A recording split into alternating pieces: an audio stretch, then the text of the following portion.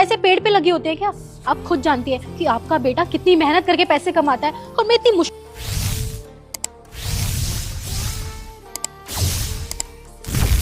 ये लीजिए मैडम आपके कपड़े। कितने रुपए हो गए? ये 200 रुपये पहले थे और 300 कुल मिलाकर के 500 रुपये हो गए मैडम।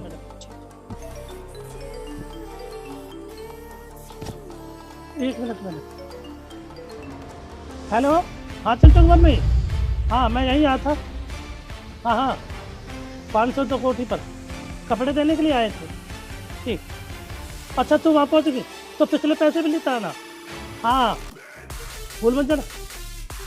और सुन चिंटू मम्मी एक मिनट, एक परहेज के लिए कोयला ख़त्म हो रहे हैं, थोड़ा परहेज से निकल आना और कोयला ले आना। कोयला बहुत ख़त्म, न लिया। हाँ ठीक है। ओ हाँ ठीक है मैडम जी। सुनिए, वो पैसे दे दिए आपने? अभी तो दिए थे मैंने आपको, 500 का नोट पकड़ा है। आप फोन पे बिजी थे ना तो शायद आपने ध्यान नहीं दिया। ओह ठीक है मैडम, चलता हूँ, नमस्ते। सुनिए, ये आपके 500 रुपए। पर मम्मी जी मैंने इनको इनके पैसे दे दिए हैं, तो आप इनको पैसे क्यों दे रहे हो? अरे बेटा, वो तुम्हें याद होगा, उस दिन मैं तुम्हारी मासी के यहाँ गई थी तो मुझे सुमित ने बस स्टॉप पे ही छोड़ दिया था, तब इन्होंने ही मेरी मदद करी थी।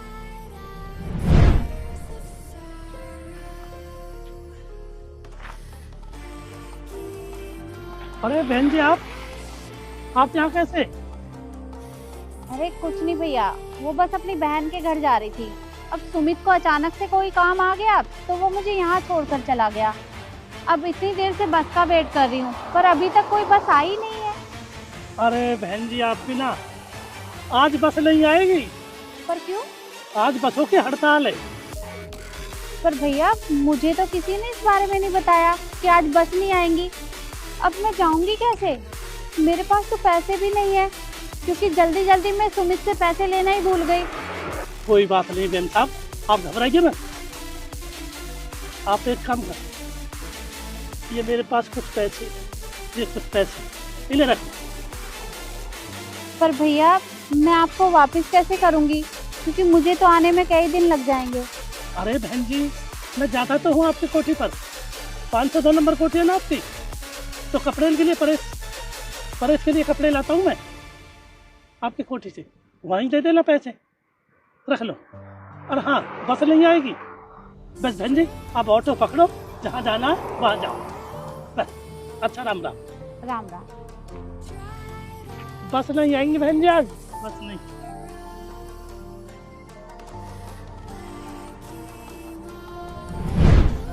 तो बस ये वही पैसे हैं, मैं इन्हें वापस लौटा रही हूँ, ये लीजिए। अरे नहीं नहीं बहन जी, हमने तो बड़ी बहन समझकर वैसे ही मदद की थी। नहीं नहीं। अरे पर मैं मानती हूँ आपने मेरी मदद की थी, पर मैं ये पैसे नहीं रख सकती, ये आपके पैसे हैं और आप इतनी मेहनत करते हैं, तो ये आप रखिए। चलो बहन जी आप कहते हो तो रख लेते हैं, चलता। एक मिनट, ईशु 500 रुपए और दो इन्हें। अरे मम्मी जी आप क्यों पैसे देने हैं? आपकी जितने की इन्होंने मदद की थी आपने उतने पैसे दे दिए, तो अब क्यों देने हैं पैसे? मैंने तुमसे कहा ना कि इन्हें पैसे दो तो दो।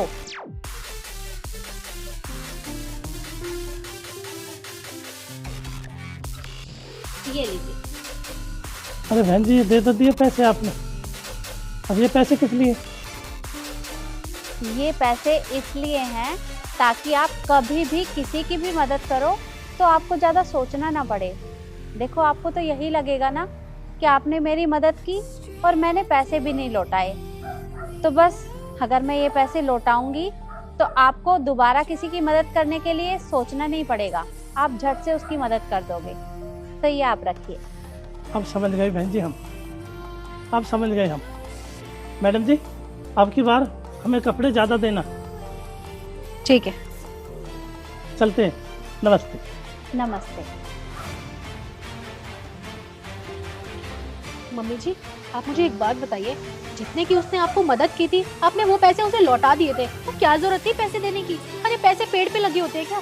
आप खुद जानती है कि आपका बेटा कितनी मेहनत करके पैसे कमाता है और मैं इतनी मुश्किल से सेविंग्स कर पाती हूँ, और आप ऐसे लोगों पे पैसे लुटा रही हैं। बस करो तुम। और मुझे अच्छे से पता है कि तुम किस तरह से सेविंग्स करती हो, और मैं ये भी जानती हूँ कि तुमने उसे उसकी प्रेस के पैसे दिए नहीं थे, तुमने छिपा लिए थे।